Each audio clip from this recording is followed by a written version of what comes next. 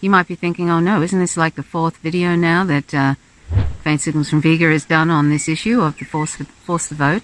Yes, that's true. This is about the fourth video, and there's a reason for that. I think it's important, and also I think it's even just in the case of revealing the frauds that say they're progressive but are basically smearing people who are promoting this, smearing Jimmy Dore. And like I've said in other videos, you don't have to like Jimmy Dore to support this forcethevote.org. There's about, I think, 15,000 people have signed in the last 24 hours. And hopefully that will continue. And I think it's a very important issue. And now it seems, as well as Cornel West, Dr. Cornel West, who's a treasure, Ajamu Baraka, who is, I think, an incredibly important voice in the black community and the black leftist activist community. He's from Black Alliance for Peace, Black Agenda Report, and he was the vice presidential candidate in Jill Stein's run in 2016. I hope one day he runs for office again in, say, the Movement for a People's Party or something like that, or Party for Socialism and Liberation, I don't know. But I think Ajamu Baraka is a very, very important voice, and he articulates the issue so well. And Ajamu Baraka said, and by the way, you know, when people resort to ad hominem attacks, it usually means they have no argument, or they have a very, very weak argument, and that's why they resort to ad hominem attacks. So I think that's something we need to keep in mind when we hear people smearing Jimmy Dore, rather than looking at the issue and thinking, well, you know, in a pandemic, when 16 million people are losing their health insurance on top of all the others that don't have any whatsoever, maybe it might be good to have Medicare for all for people. Maybe with all these evictions, tens of millions of evictions on the horizon at the end of this month, maybe we should have free health care at a time of a pandemic. Seriously. So anyway, Ajamu Baraka says, I stand with Jimmy Dore. We have to call all these individuals who wrap themselves in progressivism and then collaborate with the neoliberal right wing from Medicare for all to obscene budget increases. Later, the tone police. People are dying. Dore is angry. Why aren't more? Exactly. It's almost like a Stockholm syndrome to neoliberalism. You know, I sort of feel like there are a lot of progressives, progressives in quotes, who are actually neoliberals in disguise. Really. And this is really brought out. This has actually been very good for me to see. It's very sad, but it's also very beneficial to see who are actually the frauds, who are smearing Jimmy Dore instead of dealing with the content. Because this isn't about Jimmy Dore and whether you like him or you don't like him, whether you like Cornel West or you don't like Cornel West, whether you like Ajamu Baraka or you don't like Ajamu Baraka, or anybody else who's talking about it. Brianna Joy Gray, you don't have to like any of those people. You don't have to like me. You just have to like the idea of everybody in the world having something that is a human right, and that is healthcare. And they shouldn't have to pay for it. We need to get beyond this neoliberal nonsense where everything that is actually a human right is up for debate, and that people have to beg for what they deserve.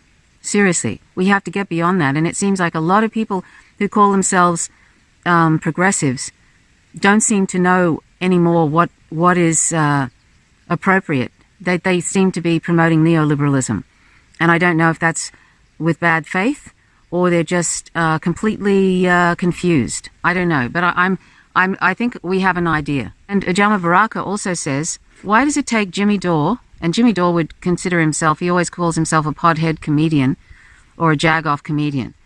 He doesn't see himself as any sort of journalist. He's a comedian who smokes pot. He's actually very smart. He actually is self-deprecating in that regard. But I mean, why does it take, Ajamu Baraka is saying, why does it take a comedian to bring this up? Exactly.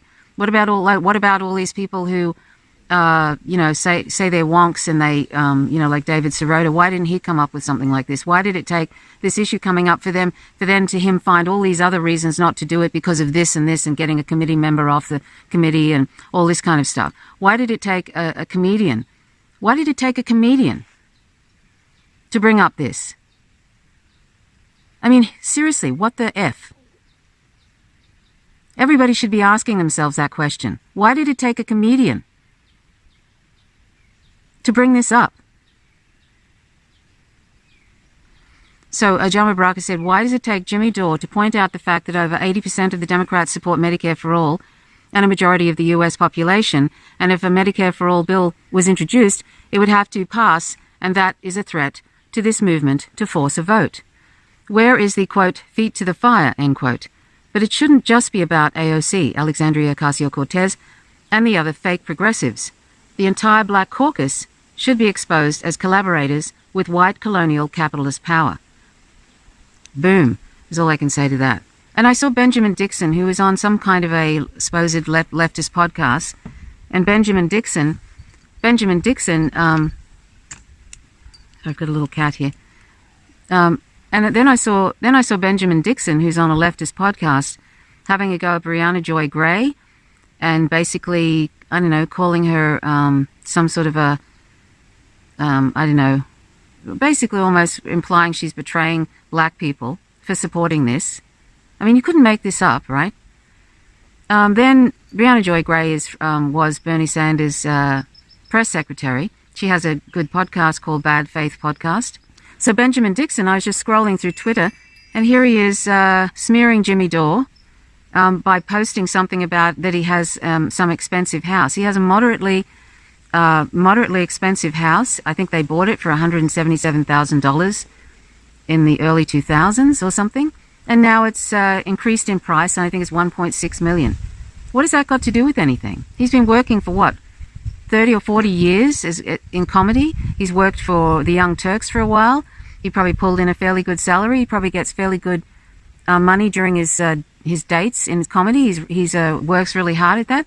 What is wrong with that? That he has, I mean, does that mean then because he has a nice house that therefore people shouldn't support this forcethevote.org? And by the way, if you don't know what Force the Vote is, I'll either play this piece from Jimmy Dore or I'll just briefly explain it. I'll decide later. But it's basically forcing progressives, people who call themselves progressive, like AOC, Rashida Tlaib, Ro Khanna, and all of those ones that say they're progressive. There's about 10 of them. If they withheld their vote from Speaker Nancy Pelosi and didn't vote for her as Speaker, then she has to decide whether she wants to be Speaker or whether she wants to bring Medicare for All on the floor for a vote in the House. So it's kind of like applying pressure to Speaker Nancy Pelosi, who's basically a full-on neoliberal who you really almost have to, sort of, threaten her almost to do this. I mean, I don't mean physically, but I mean you have to, basically she is a neoliberal and she lost interest in the people a long, long time ago, and she's very, very wealthy, 100 million plus wealthy. And so, the suggestion by Jimmy Dore, who is a comedian, was that pressure should be applied by the people. This is a people power thing, something that these so-called progressives should be right behind, but they're not. He suggested that we should press progressives like AOC to pressure Nancy Pelosi to bring it on the floor for a vote by saying, we're not going to vote for you as Speaker unless you do. So that's it, really. It's not rocket science. It's pretty clear that people power is involved in this, pressuring politicians to do what they say, what they claim they're for. And AOC is always talking about this in her campaigns. You know, how she wants Medicare for all and all sorts of things, federal job guarantee and all those good things. But now she's making all these excuses why she can't do that, and looking for all these wonky type things, like, let's do what David Sirota says. Of course, David Sirota's suggestions are fine, but they're all things that are done within the party, and they can look after that themselves. You can do everything. You can do all these things, and you can do this thing, which is actually something that could work. But no, all these people, and pay attention to who's smearing Jimmy Dore, pay attention to the ones that are making all these excuses why not. And not only that, there are trolls coming into live streams and poo-pooing this idea too. There's a lot of pushback on this. And it's really interesting. And when as Ajamu Baraka says, most Democrats, most of the base want Medicare for all. In fact, and also 72% in a Fox News poll, 72% of people said they want Medicare for all. Who wouldn't want Medicare for all in a pandemic and beyond? It's truly astounding to me. I'm amazed at the shenanigans that are going on about this. It's so sad, and it's stomach churning and disturbing to see how many trolls are coming out of the woodwork. You don't hear anybody coming out of the woodwork to rail against the US-backed genocide in Yemen. You don't hear anybody coming out to sort of cry out for these blue-tick progressives or any of them crying out about any sort of imperialist invasions or overthrowings of governments that are democratically elected or anything like that. Nothing about the Venezuelan, the US-backed coup in Venezuela or the US-backed coup in Bolivia or the sanctions against Venezuela that have caused the deaths of 40,000 people plus, which is an act of war. You don't hear anybody kind of calling out about these sorts of atrocities, but they're all coming out of the woodwork to poo-poo this idea and to derail it, this idea of Jimmy Dore's. It's beyond comprehension, and it just shows what a mess things are.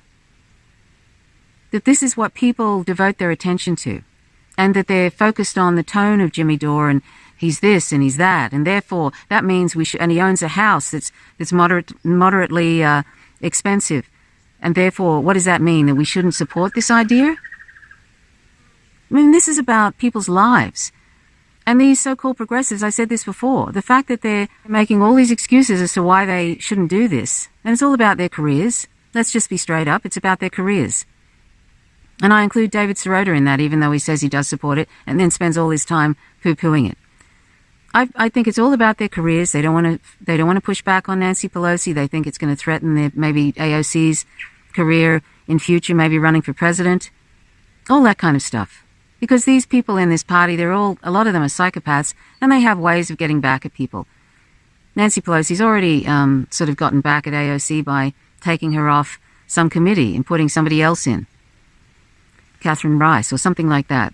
I don't know, I didn't quite get that one. But, this is the thing. It's like they're supposed to be public servants. It's not supposed to be about their career. And I remember AOC said when she got elected, if it only means I have one term and I get, what I said I was going to get, then that's fine. Well, apparently that's not the case now. And that's what happens when people get a little whiff of power, a little bit of power, which she's become quite powerful in her own right. People get addicted to that. And then they're willing to make all kinds of concessions. But as Chris Hedges said, politics seems to attract the worst kind of peoples. The worst kind, the most weak, mealy-mouthed, weak people, sadly. And in many cases, I think that's the case, because I think, there are people that, there's very few people that actually, become better as they progress in politics. Anyway, I just wanted to share that with you about Ajamu Baraka, because I think it's important, particularly for black people who may be looking at this and thinking, I'm not sure what to do. I don't know who Jimmy Dore is, but I do know Ajamu Baraka and Cornel West. Maybe it's worth a look at. So that's why I've done this today. I think it's important, and so I want to push it a bit, even though I've got such a small audience. But I hope that you might consider sharing it or sharing anything from the Jimmy Dore show, or maybe Cornel West talking about it or something, so that there can be some real pressure applied to these what I feel are fraud progressives. I feel like they're fake, AOC and the like, and I feel like they need to be exposed for the fakeness, the fake progressives that they are, so we can all see.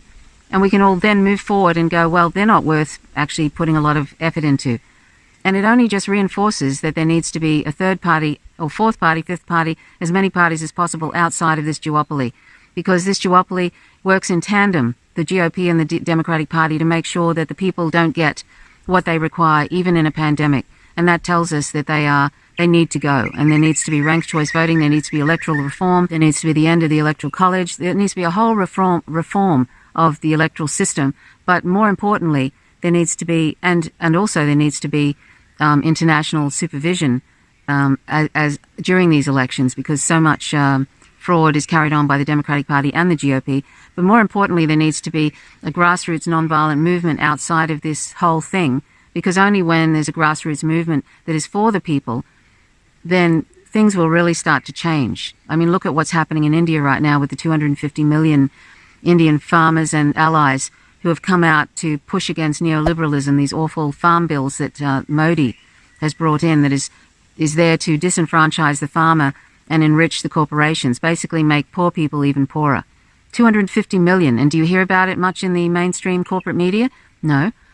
And why is that? Because they're shivering in their boots at the thought of people rising up and challenging the establishment and challenging capitalism too and neoliberalism. They're absolutely losing sleep at night because they can see that this is starting to happen. And that's why fascism is starting to creep into different Western countries and the like, because they don't know how to control that anymore. And all the censorship online and the algorithms, all of that can't stop an idea whose time has come, which is that we need to end this awful capitalist neoliberal experiment that is destroying the planet to the point of ecocide. And we need the people now to be the ones to decide where we're going to go. The people, not the oligarchs.